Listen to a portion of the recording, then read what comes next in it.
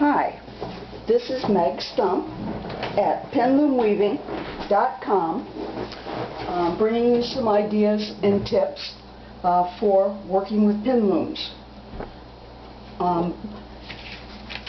You may have seen it already, but the new book, Pin Loom Weaving, is out, and the techniques we're going to be going over are also written up in the book.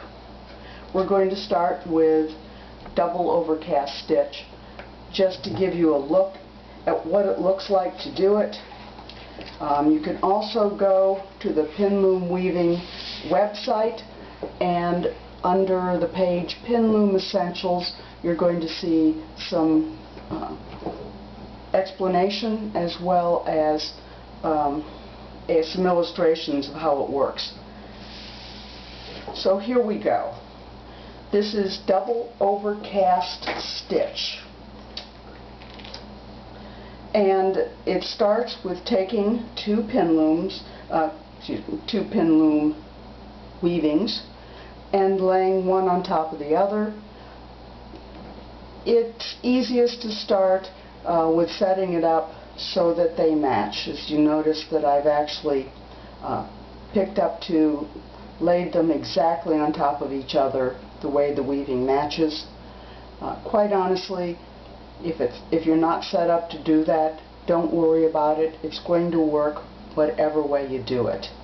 Okay? It's called the double overcast stitch for a purpose. I'm actually going to start by running the needle through the first loop and tying it off. You can choose not to tie it off as well. When you're stitching a series together, you may actually just want to let this dangle so it'll match up with the row next to it. And now, into the next loop, I'm going to take a stitch. Let's move that over. And I'm going to go right back through the same loop again. And that's why it's called Double Overcast Stitch. You're going to take a loop, two stitches in each of the matching loops. I've got to tuck this end out of the way. It's going to drive me crazy through the whole demonstration.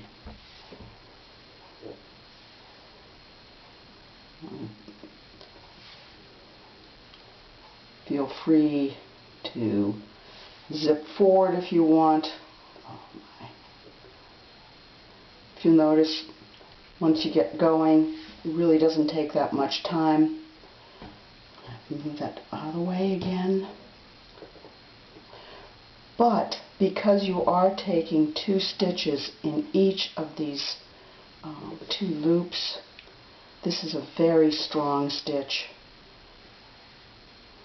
The one thing I have found challenging at times is that when you're using all the same color yarn, it blends in very nicely.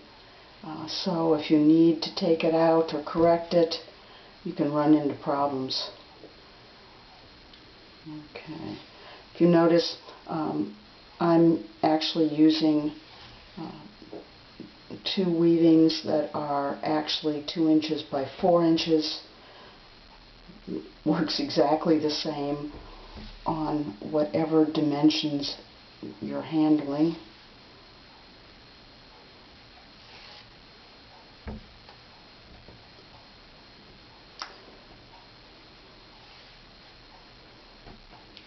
couple more.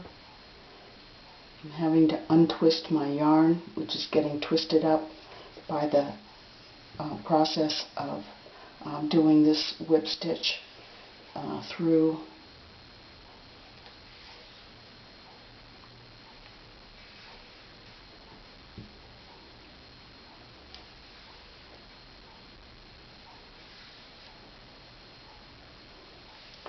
Just another moment and we're going to be done.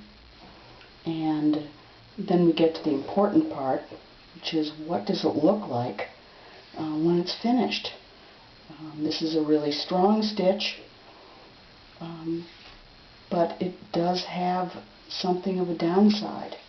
and that is that this side that actually contains the stitches is going to continue sticking up just a little bit. Okay, there we go. Now we're done with that. I'm going to take out this yarn that I put here just to make certain they didn't move.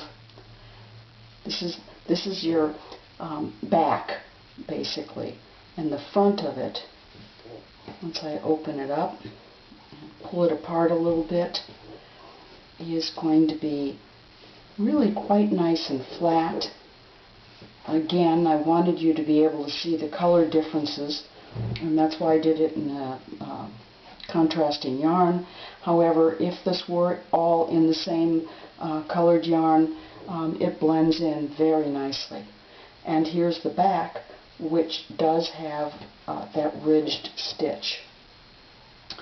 That's it. This is pinloomweaving.com. I'm Meg Stump. Feel free to write, or if you've got any questions. This was a double overcast stitch. Weave on.